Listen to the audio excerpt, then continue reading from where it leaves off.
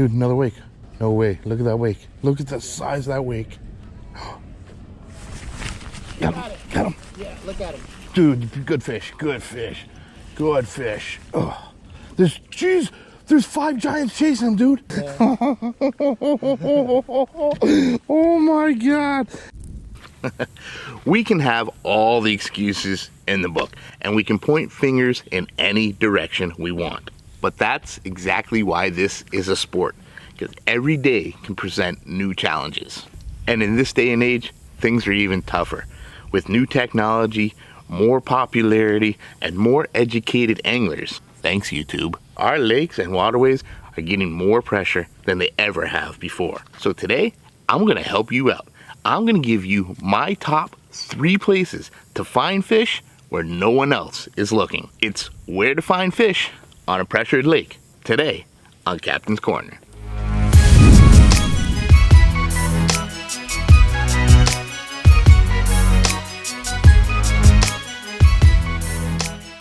There's a good reason why stereotypes are formed. It's because 90% of the time, that's the truth. And the same goes for finding fish. 90% of the time, those fish are going to be found in those typical, obvious areas, the hot spots. Those typical areas that we all flock to and generally find success at. Cover, structure, points, ledges, drop-offs, etc. So naturally, those should always be the areas that you target first. But when you're having one of those days where you just can't seem to buy a bite, it may be time to start thinking a little bit differently. Most anglers are just going to keep pounding those same spots, trying lure after lure until they eventually give up and go home with one of those excuses. But today, I'm going to go over my top spots that most anglers never look at that could very well be your ticket to success on those high pressure days. Number 1, seawalls. That's right, seawalls. Seawalls may not look like much. There's not generally a lot going on there.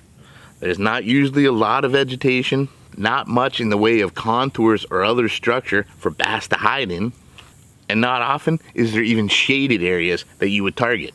Seawalls are definitely not your typical, obvious hot spots. But seawalls can actually be incredible gold mines that hold active bass.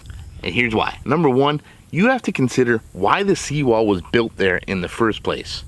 That seawall was built there to hold that shoreline in place. That means that that area of shoreline is generally going to be made up of soft earth, like soil or sand, which is prime location for bait fish to find food and even breeding grounds.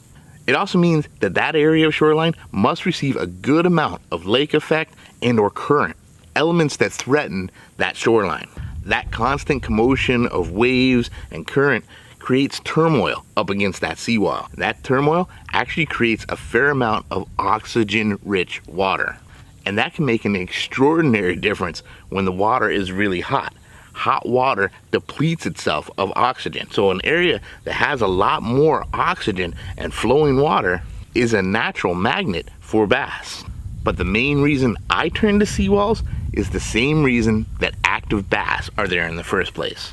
Aggressive feeding bass will use the seawall like a tool to help them catch their meal. Those bass will actually corral those bait fish that were already attracted to that area up against that seawall. They'll push them up against that seawall using it like a trap, essentially trapping them in open water, making them an easy target and an easy meal.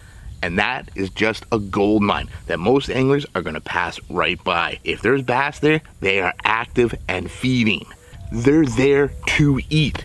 That sure sounds like a pressured lake problem solved to me. Whoa. Whoa, get over there. That was something huge chasing something on the wall there. Yeah, that was something big chased it along the wall, whatever it was chasing.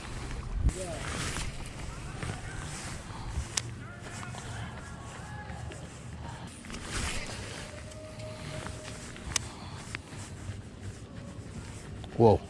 There you go. There you go. Oh! That was a big fish, dude. See that weight come after it? I bet that's what I saw. But he didn't get the hook, so. He at least felt it wasn't real. Dude, another wake. No way. Look at that wake. Look at the size of that wake. Got him. Got him. Yeah, look at him. That's a good one. Keep him down. Dude, good fish. Good fish. Good fish. Oh, there's 5 giants chasing him, dude. This is a big fish, dude. There isn't even bigger fish following him, too. Oh my God, I barely got him hooked, dude. You barely got him. Oh my God. Oh my God. Oh my God, that's a huge fish. You get him? Yes! That's at least a 5. So it. You did it again, man. Every time, man. Oh my God. Seriously, look at that. That is just insane. There's a whole school of these giants here. That was insane. There was like 4 or 5 of them at least. At least as big as him. Following him. Whoo!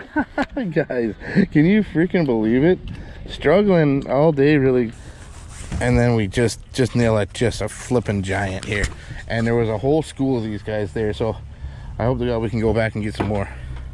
So next time you're out on the water and you're finding yourself in one of those high pressured moments where you're really struggling to get that bite, look for a seawall. That might just be the ticket that you need to turn that day around. Number 2, 20 yards behind you. I know that might sound a little funny, but it actually makes a lot of sense. Seriously though, when that bite on those typical holding areas just isn't there, turn around.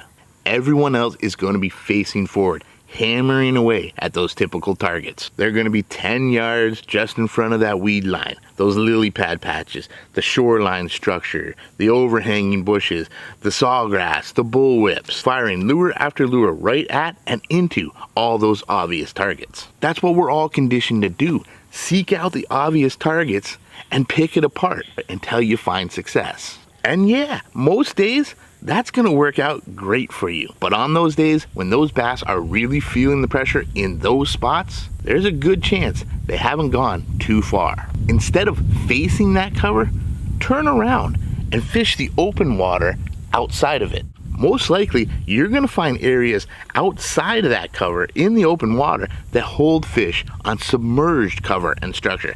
Things like weeds that quite haven't grown up to the surface yet, rock piles, oyster beds, brush piles, sunken trees. There's all sorts of little things that could hold those bass that are really weary about going back up into that obvious target because of the pressure they've been receiving.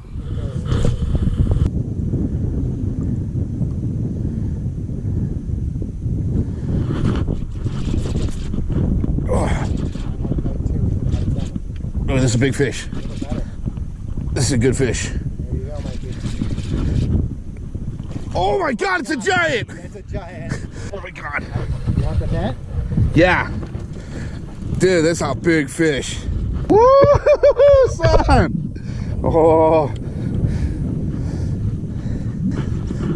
He's coming up, he's coming up, he's coming up. Oh my God, Ted. This is a huge fish. Huge fish, guys. Huge fish. Yeah! Oh my God, that is a pig.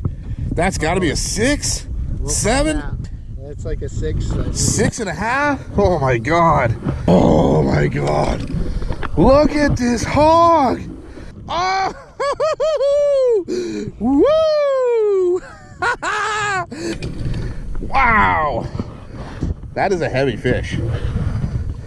At least a 6. Open water outside of obvious targets. When the bite is really tough on the obvious targets that you're facing at, turn around and try fishing 20 yards behind you. The open water could be where those bass are hiding in plain sight.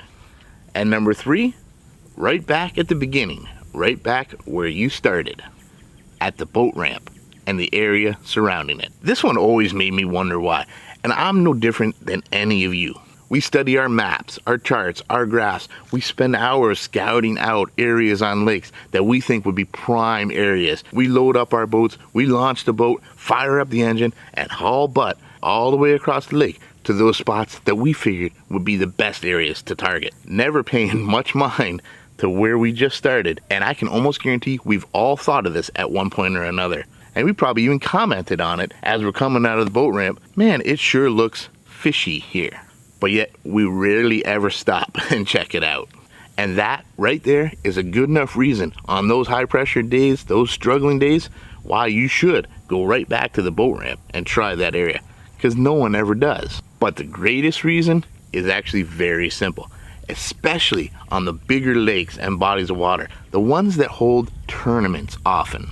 Big lakes, big water that host lots of tournaments also hold lots of bass. And aside from the new Major League Fishing format, all other tournaments have weigh-ins back at the boat ramp or that area.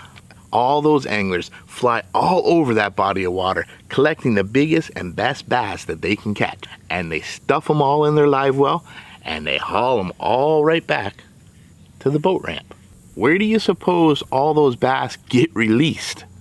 Yeah, that's right, the boat ramp. Now, many of those bass are gonna venture forth and slowly make their way back to their prime locations, to their hunting grounds, to wherever they called home previously. But plenty of those bass are gonna stop at the fishy looking areas you noted earlier. They're gonna stop and feed up and gather up their strength so they can venture forth back to wherever they came from.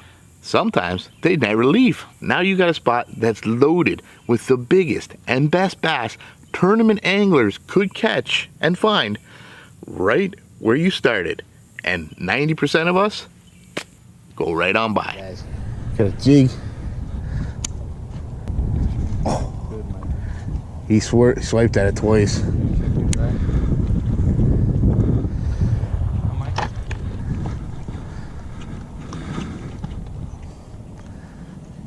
Oh, did you see him go again? He wants it.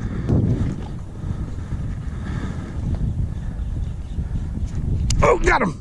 Yeah, buddy. Woo! Oh, he's strong, man.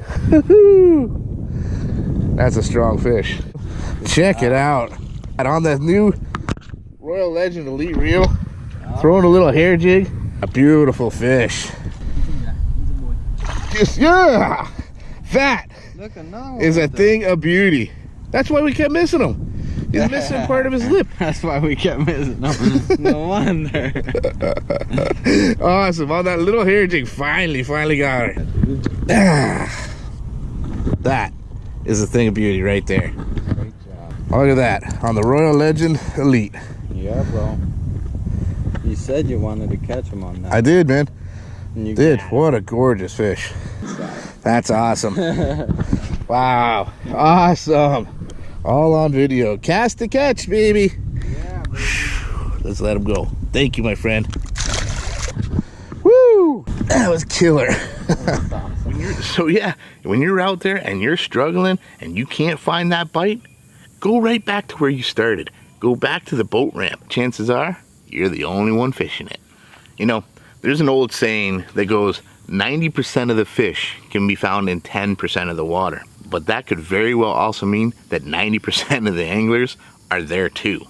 So when that's the case, and your body water is feeling all that pressure, be a 10%er and turn to the areas where nobody else is looking. So there you have it, guys. My top 3 spots to find fish where nobody else is looking on a pressured body of water. Well, folks, I really hope you enjoyed this, and I hope you learned a little something. If you did, make sure you smash the heck out of that like button and leave a comment on anything else you'd like to see us film. We'll do our best to make a video out of each and every one of those. But make sure you subscribe to the channel and stay subscribed, because there's plenty more coming right here on KastKing.